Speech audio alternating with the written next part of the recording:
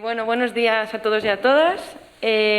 Como ha dicho Ana, mi tesis doctoral ha versado sobre tripanosomátidos en la abeja melífera y mi presentación es un breve resumen de los principales resultados que he obtenido durante estos años de investigación.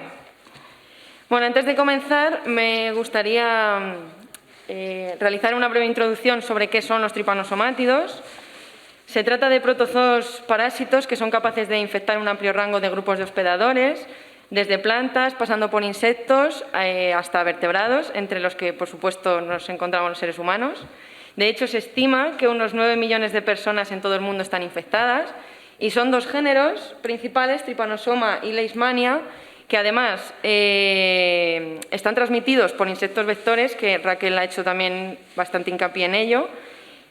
Son agentes causales de enfermedades muy graves en el ser humano y por ello son los más conocidos y estudiados. Sin embargo, el caso contrario lo encontramos en los tripanosomátidos de insectos. En este caso, los insectos no actúan como un vector, sino que son el hospedador final de los tripanosomátidos y, por tanto, no necesitan otro tipo de hospedador para completar su ciclo biológico. Además, debido a su escaso impacto en la salud humana y veterinaria, apenas se han estudiado en comparación con Leishmania y Trypanosoma. Suelen localizarse en el aparato digestivo de los insectos y, puesto que la mayoría de ellos no tienen efectos negativos en la salud del hospedador, tradicionalmente se han considerado como no patógenos para los insectos. Sin embargo, son varias las especies que afectan a abejas y abejorros que parecen ser una excepción. Este es el caso, por ejemplo, de Critidia bombi, que es muy prevalente en varias especies de abejorros, que además afectaría a todas las castas de la colonia, y cuyos efectos han sido ampliamente documentados desde su descripción en 1988.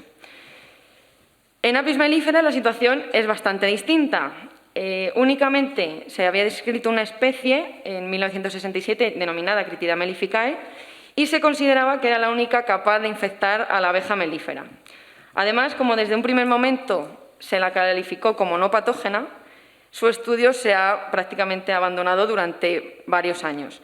Sin embargo, los avances en las técnicas de biología molecular han permitido que en el año 2015 se describiera una nueva especie denominada Lodmaria passim, que sería además la predominante a nivel mundial sobre Critidia mellificae.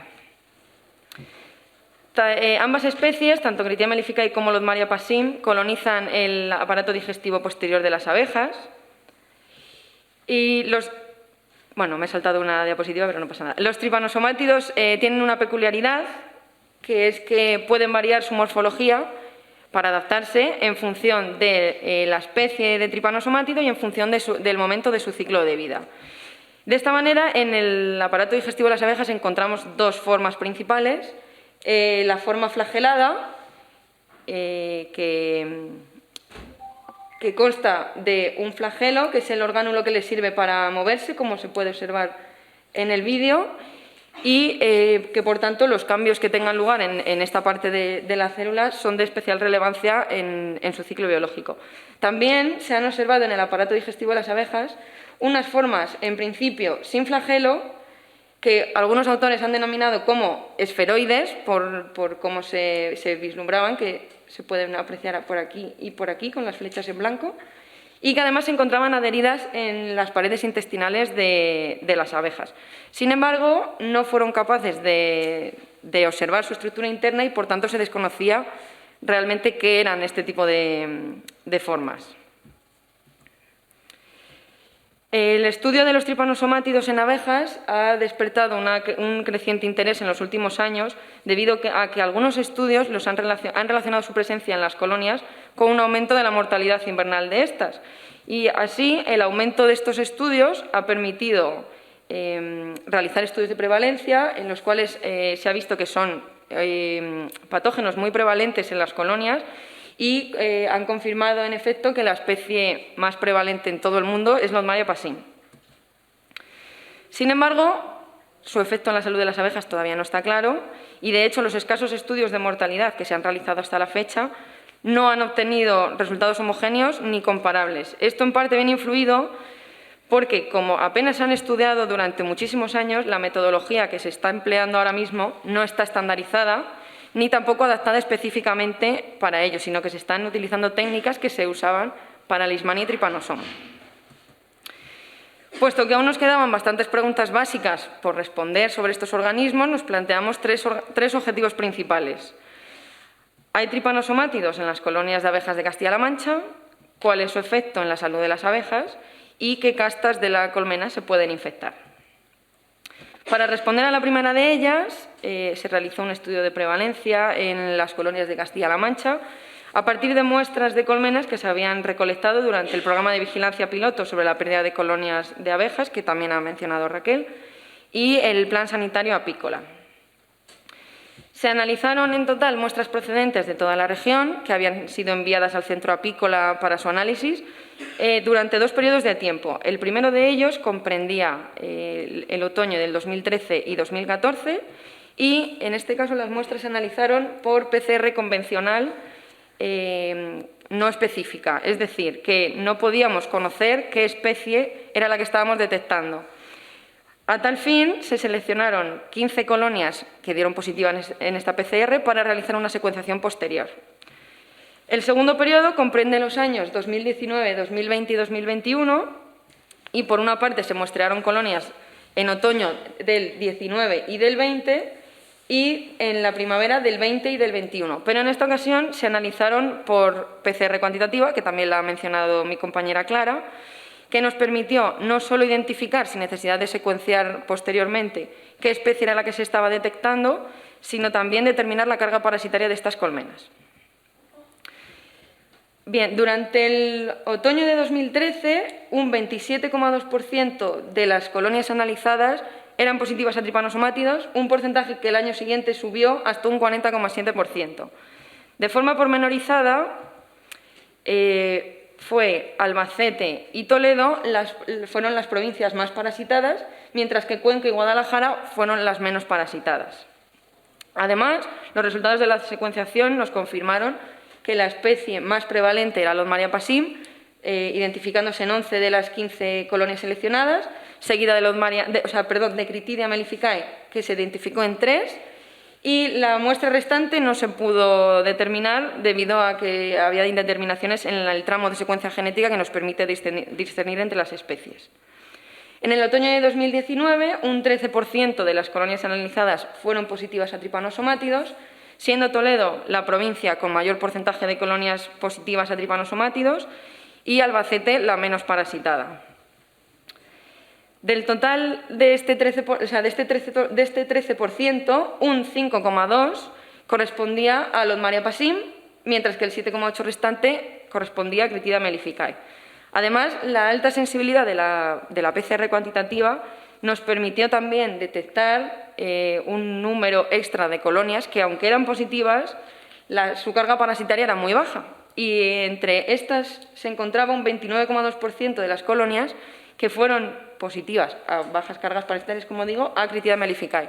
Lo que nos indica que este organismo, en este año en concreto y en este periodo en concreto, estaría bastante diseminado por las colonias, pero siempre a bajos niveles de infección. Critidia bombi, en cambio, no se detectó en ninguna de las colonias. En el otoño de 2020, un 15,9% de las colonias analizadas fueron positivas a tripanosomátidos y, de nuevo, fue Toledo la provincia más parasitada, en contraposición con Albacete y con Cuenca, donde no se registró ninguna colonia positiva. En esta ocasión, todas las muestras positivas correspondían a Lodmaria passim. Critidia mellificae se detectó también a bajas cargas parasitarias en un 2,5% de las colonias y, de nuevo, Critidia bombi no se detectó en ninguna de ellas. Durante la primavera del 2020 y del 2021, el porcentaje de colonias positivas se mantuvo muy similar y en esta ocasión fueron Albacete y Toledo respectivamente las provincias más parasitadas, mientras que en Guadalajara no hubo colonias positivas a tripanosomátidos. De nuevo, el 100% de las colonias se detectó Lodmaria passim, Critidia bombi no se detectó nuevamente y Critidia mellificae de nuevo se detectó a bajas cargas parasitarias en un porcentaje bajo de colonias, inferior al 4%. También se realizó una comparación entre la carga parasitaria de las colonias en otoño y las de primavera. Y encontramos que la carga era significativamente superior en la primavera que en el otoño, lo que nos indica que las abejas de esas colonias estaban más parasitadas durante la primavera que durante el otoño. El segundo de los objetivos era conocer el efecto de los tripanosomátidos en la salud de las abejas y para ello se llevaron a cabo infecciones experimentales controladas en el laboratorio. Como ha comentado Clara, el procedimiento para obtener abejas de una edad concreta es llevar los cuadros de cría al laboratorio y a su emergencia, yo en mi caso concreto, como las iba a infectar dentro del laboratorio, en el momento de que las abejas emergen, las enjaulamos y las mantuvimos en estufas a temperatura constante. Paralelamente, dispusimos un set de cultivos de Lotmaria passim y de Critidia mellificae que posteriormente utilizamos como inóculos. De esta manera, dispusimos 3 grupos experimentales, uno en el que se infectaron las abejas con Lotmaria passim, en el otro con Critidia mellificae y, por último, un grupo control en el que las abejas no se infectaron. Los resultados que obtuvimos se muestran en la gráfica. En este eje encontramos el porcentaje de abejas que sobrevivieron durante el experimento, mientras que aquí están reflejados los días del experimento. El grupo de las abejas infectadas de ambas especies registró una mortalidad significativamente superior al de las abejas no infectadas. Y dentro de este grupo de abejas infectadas fue Lotmaria la especie que indujo más mortalidad. Además, queríamos conocer qué estaba ocurriendo dentro de la abeja mientras estábamos registrando estas mortalidades. Y para ello hicimos un estudio microscópico en el que observamos el tracto digestivo de las abejas y mientras que el aparato digestivo de las abejas no infectadas tenía este aspecto, el de las abejas infectadas era este otro, en el que pudimos ver todo el tracto digestivo repleto totalmente de parásitos. Algunos de ellos se disponían formando como alfombras por encima de la mucosa del digestivo, aunque es verdad que no se observaban alteraciones de las células intestinales, mientras que otros se encontraban nadando libres en la luz. Al usar microscopía electrónica de barrido pudimos verlas un poquito más de cerca y pudimos observar los morfotipos esferoides que otros autores habían ya citado, efectivamente adheridos a las paredes del digestivo. Y finalmente, con microscopía electrónica de transmisión, pudimos observar la estructura interna de estos morfotipos esferoides y describir un nuevo morfotipo denominado actomonas que hasta el momento no se había descrito en abejas. Sí que es verdad que se había descrito en otras especies de tripanosomátidos, pero no en estas especies ni tampoco en abejas. Usando el esquema como guía podemos ver 3 células de tripanosomátido que se encuentran adheridas a una célula intestinal de la abeja a través de esta especie de almohadilla ventosa que no sería otra cosa que una modificación del flagelo que les permite mantenerse adheridas a las células epiteliales y formar como esta especie de capa o alfombras que pensamos interferiría en la absorción de nutrientes por parte de la abeja y que por tanto podría influir en la supervivencia de estas. Por último, ya habíamos comprobado que las obreras se podían infectar, pero desconocíamos si otras castas también podían contraer este patógeno. En primer lugar, quisimos conocer si en condiciones naturales tenía lugar esta infección. En este caso queríamos conocer la casta de los zánganos y para ello realizamos un estudio de prevalencia en el que se recogieron zánganos y obreras en el mismo número, de 5 colonias de un colmenar controlado del centro apícola y que se analizaron de forma individual con la PCR cuantitativa, en este caso únicamente para la especie Critidia mellificae. Y si bien es cierto que todas las colonias tenían individuos infectados, todos ellos estaban infectados con bajas cargas parasitarias. Del total de los individuos analizados, el 13,1% de los machos estaba infectado y también el 9,8% de las obreras. Una vez que sabíamos que esto se producía de forma natural, queríamos determinar qué papel tenían los zánganos en la transmisión de este patógeno. Usando la misma metodología de infección que en el estudio anterior, enjaulamos 15 obreras junto a 15 zánganos. Se enjaularon juntos además de para conocer si existía la transmisión, porque estudios previos han demostrado que los zánganos sobreviven mejor en condiciones de laboratorio cuando están junto a las obreras, puesto que éstas les alimentan. De esta manera infectamos en algunas jaulas los zánganos, pero las obreras no, o las obreras sí y los zánganos no. Cuando eran las obreras las que habían sido inoculadas, únicamente un 62,2% de ellas tenían cargas parasitarias elevadas, más un 20% adicional en las que la carga parasitaria era baja. Además, un 11,1% de los zánganos enjaulados con ellas también tenían cargas parasitarias elevadas y un 60% restante tenían el parásito, pero a niveles de infección bajos. Sin embargo, cuando fueron los zánganos los inoculados, en todos ellos se detectaron cargas parasitarias elevadas y se lo transmitieron a un 53,3% de las abejas enjauladas con ellos, mientras que las restantes también estaban infectadas, pero con cargas parasitarias bajas. Estos resultados sugieren, por una parte, que los zánganos serían más susceptibles a la infección, en primer lugar porque se infectan en mayor cantidad y, además, a mayores cargas parasitarias. Y, en segundo lugar, que efectivamente existiría transmisión entre castas y que, además, sería más efectiva cuando es de los zánganos a las obreras.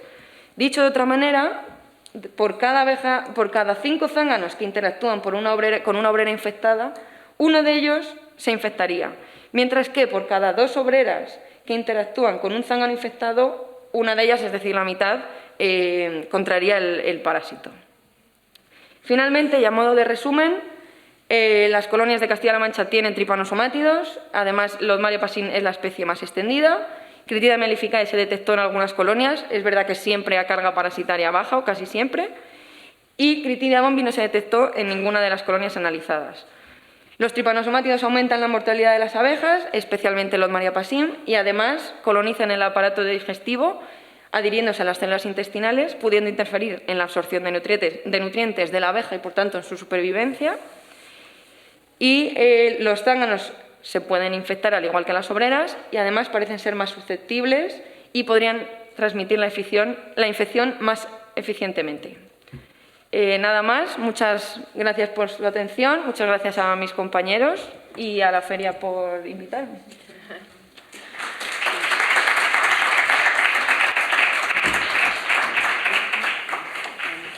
¿Alguna pregunta? Vale. Cuando dices que pueden intervenir en la absorción de nutrientes, ¿eso hay algún estudio que está programado algún estudio?